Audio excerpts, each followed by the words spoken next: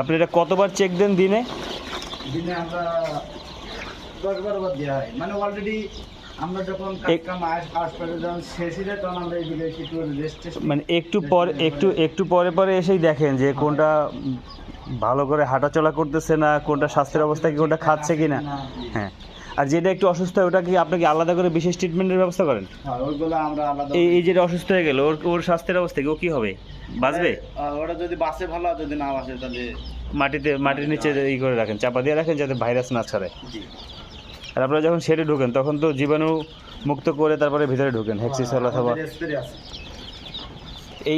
এইখানে কতগুলো মুরগির বাচ্চা একসাথে ব্রুডিং হচ্ছে?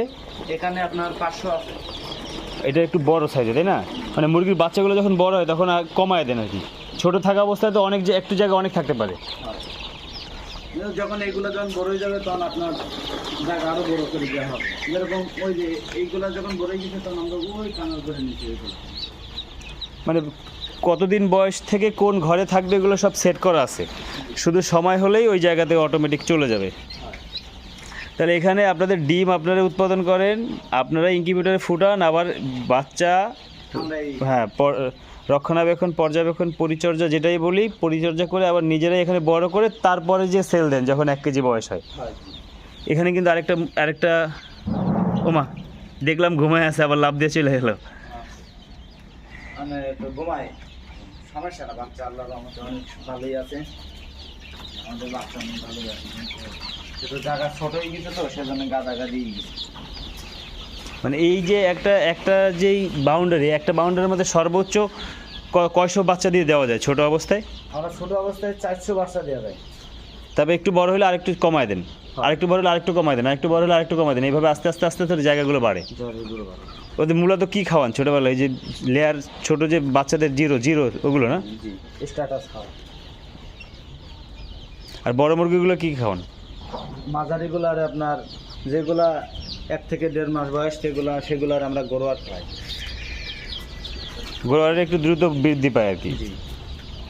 তারপরে আপনার ওইগুলো আপনার খাবারের চাহিদা আছে, সেজন্য আপনার ওইগুলো আপনার আবার মানে যে মুরগিটা অসুস্থ হয়, যে একটা মুরগি দেখা যায় একটু ছোট, মানে ওকে কি বিশেষ যত্ন দেওয়া হয়, তাই না? ওর খাবার দাবার আলাদা করে নিলে ওর জন্য ভালো হয় না? ওখানে তো ধাক্কাধাক্কিতে তো আরও বেশি অসুস্থ হয়ে যাবে। শীতকালে একটু ঝুঁকি বেশি থাকে, গরমকালে একটু ঝুঁকি বেশি থাকে। গরমকালে আপনার হচ্ছে গিয়ে গরমকালে বাচ্চা মারা যাওয়ার রেট কম, হার কম, তাই না? এখানে তো একটু লাড়াচাড়া দিলে সবগুলো খুব ছোটাছুটি করে, তার মানে সবগুলোর স্বাস্থ্যের অবস্থা মাশাআল্লাহ অনেক ভালো আছে। আর হাঁসের বাচ্চাগুলো যে একসাথে থাকতেছে অসুবিধা হচ্ছে না? তা মুরগি তো ফুটে 21 দিনে, হাঁস ফুটে 28 দিনে, আপনি মেশিনে রেখে দিতে হয় এভাবে। আমরা মেশিনে রেখে দিই, এবার পরবর্তীতে যে বাচ্চা বেরোয় ওই বাচ্চার সাথে আমরা এই হাঁসগুলো রেখে দিই।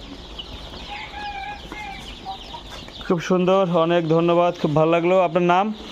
মোহাম্মদ মুজাহিদ। Thank you.